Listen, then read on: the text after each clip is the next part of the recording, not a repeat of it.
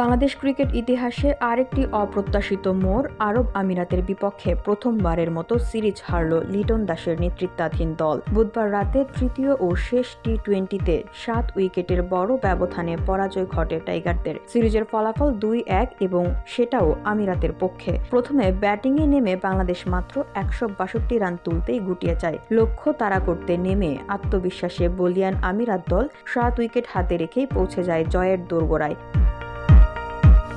এমন হারের পর ম্যাচ শেষে নেতৃত্ব দিতে গিয়ে স্পষ্ট আত্মসমালোচনার সুরেই কথা বললেন লিটন দাস।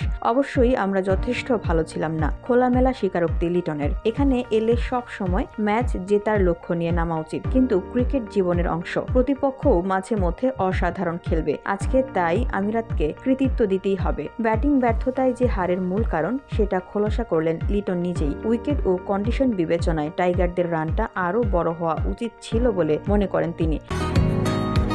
বসুন্ধরা, উত্তরা, বনশ্রী, কুড়িল ও বাড্ডা সহ রাজধানীর বিভিন্ন স্থানে অভিজাত ও অত্যাধুনিক মানের ফ্ল্যাট কেনার এক নির্ভরযোগ্য প্রতিষ্ঠান প্লেজেন্ট প্রপার্টিজ লিমিটেড। তাই আপনার স্বপ্নের আবাসনের জন্য আজই যোগাযোগ করুন। Pleasant properties limited, where destiny matches eventually.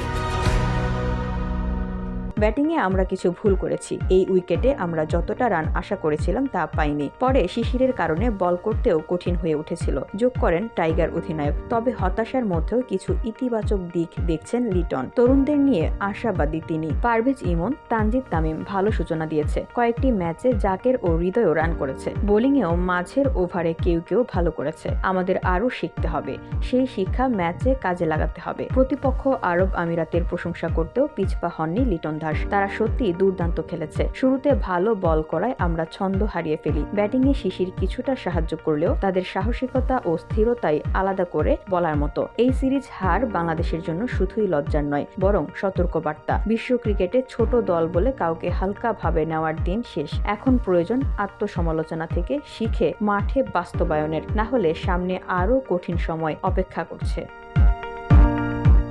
VOD Bangla news desk.